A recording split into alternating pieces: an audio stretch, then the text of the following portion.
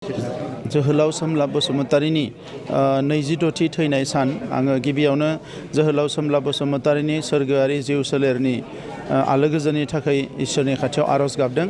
बिथांनि नखरनि अनजालि बिसि अनजालि फिसाजो आरो नखरनि गासैबो सोद्रोमानिसिम जाहाथे अराय सम गोजोना थायो बेनि थाखाय अबंलावरिनि खाथियाव आङो आरज गाबदों। जोङो दिनै दुलाराय बर' फरायसा आफादनि जि थांखि बे थांखिजों गोबाव सम जोङो आवगायबोबाय। 1992 मायथाइयाव जोहोलाव सोमला बसुमतारीनि थैनाय बे सानखौ उदखारि बेरेखा सान बै समनि एबसुनि दैदेनगिरि आरो सानसुमैफ्रा बेनिखायनो फालिदोंमोन जे सोमला बसुमतारीनि थैनायानो जाहाथे बर' हारियाव जोबथा बेबायदि मोनसे थैनाय थासारि जायो। मानोना बै समाव गावजों गाव एना एनियाव जोंहा गोबां दैदेनगिरिफोर खहा जादों, हारिनिनो गोबां सुबुंफोर खहा जादों आरो बियो अराय समनि थाखाय जोबनांगौ होननानैनो जोहोलाव सोमला बसुमतारीनि थैनाय सानखौ उदखारि बेरेखा सान महरै फालिबोदों। आरो दिनै बर' माहारिनि थासारिखौ नायोब्ला जोङो बेखौ साक्सेस जाबाय होननानै बुंनांगोन। दुलाराय बर' फरायसा आफादा थांनाय 26 बोसोर जेखौ हास्थायदोंमोन, जेखौ नाजादोंमोन जे हारियाव गोजोन लाबोनांगौ, दिनै हारियाव गोजोन फैबाय। जोंनि गेजेराव बुथारलायनाय थासारिया गैला।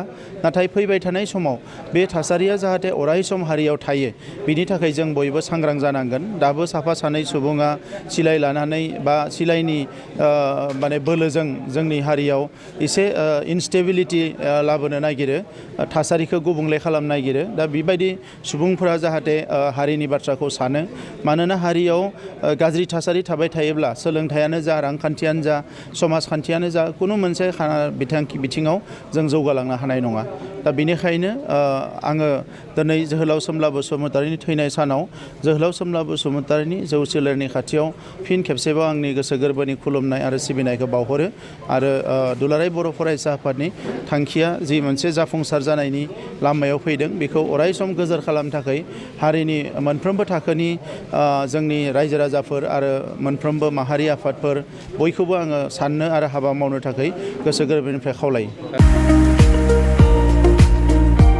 हनुमान हार्डवेयाराव नोंथांनि गोनां मुवा बेसादफोरखौ गोबाङै मोननो हागोन। बाक्सा जिल्लानि सालबारि महकुमानि सिङाव थानाय मानास नेशनेल पार्कनि साखाथि मायंपारा गुदिली बाजाराव गोदानै बेखेवबाय हनुमान हार्डवेयर मुंनि गंसे हार्डवेयर गला।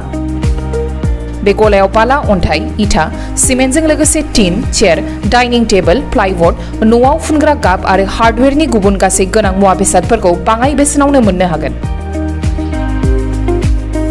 नोंथांनो जुदि बेफोर गोनां मुवा बेसादफोरखौ गोनांथि जायोब्ला नैबे मबाइल नाम्बाराव फोनांजाब खालामदो। Mobile number 9394712499।